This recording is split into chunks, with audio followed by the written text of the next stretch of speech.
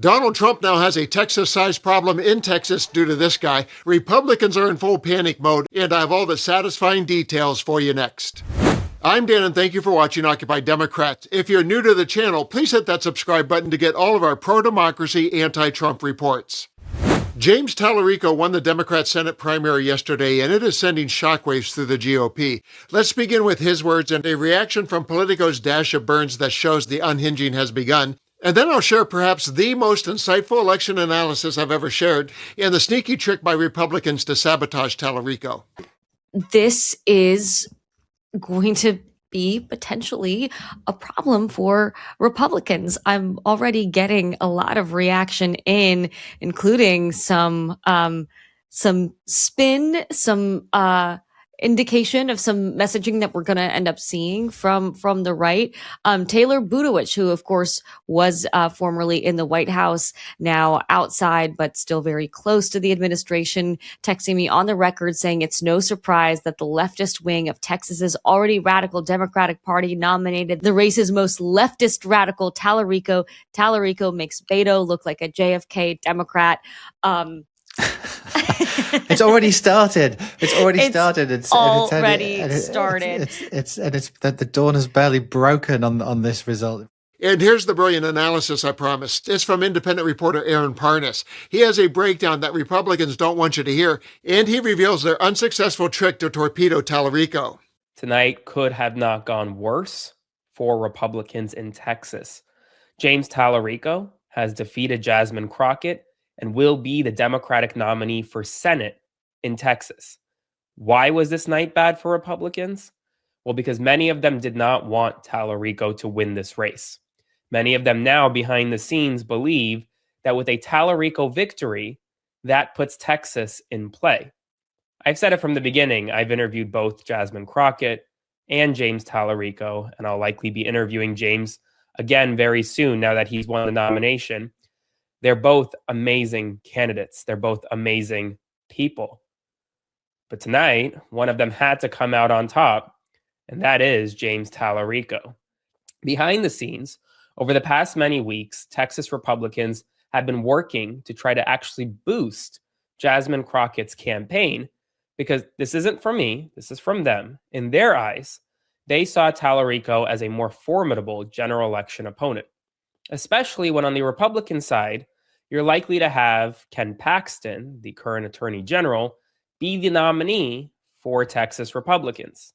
Ultimately, that race is going to shake out how it does. That race will likely go to a runoff.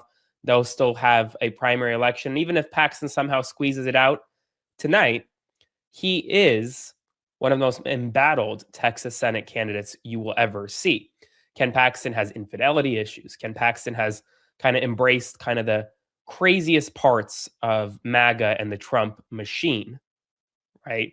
And so national Republicans view this as a bellwether race in 2026.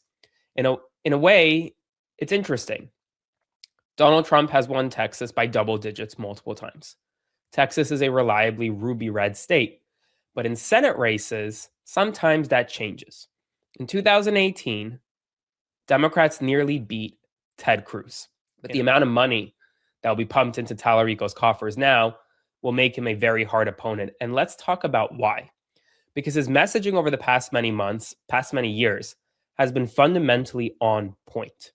we're going to go back several years. I want you to listen to the way he went on Fox News when Pete Hegseth was still a host at Fox News. Take a listen. You have made a lot of money personally, and you've enriched a lot of corporations with advertising by getting on here and spewing lies and conspiracy theories to folks who trust you. And so what I'm asking you to do is to tell your voters right now that Donald Trump lost the election in 2020. At least you've resolved the lie that is Democrats are now for voter ID. It's not your show, sir, but at least you resolved the idea that Democrats are not for voter ID. Did Donald Trump lose the election in 2020? Real quick. Can you answer the question? Did Donald Trump lose the election in 2020? I'm answering questions.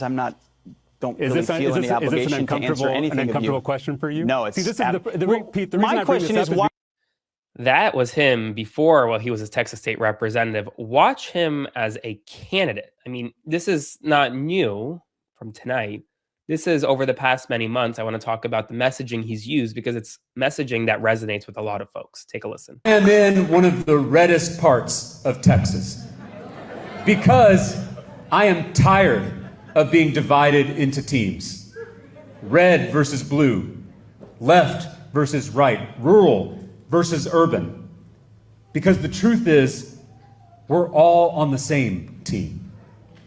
Do you have an elderly parent or grandparent who needs care? So do I. Do you struggle to afford the high price of everything? So do I. Do you know what it means to carry the weight of student debt, credit card debt, and medical debt? So do I. Do you want a safe neighborhood? Do you want a good job with good benefits? Do you want a high-quality, well-funded public school? So do I. You're on my team, and I'm on yours. Those billionaire-run platforms and those predatory algorithms, they want to divide this team. The most radical thing you can do in an era of division is bring people together, because we are far more the same than we are different. We have so much more in common than they want us to realize. We have shared problems and shared dreams. Imagine who we could take on if we did it together. Imagine what we could change in this country if we did it together. That type of messaging could win in Texas. That was Aaron Parnas. Please support his work with a follow on your favorite social. Talerico has the presence of Gavin Newsom, the debate superpower of Pete Buttigieg, and he has something that plays well in Texas. He's not shy to lead with his Christian values. And that just might resonate with swing voters who are disgusted by the hypocritical Republicans who support Trump's every unchristian move.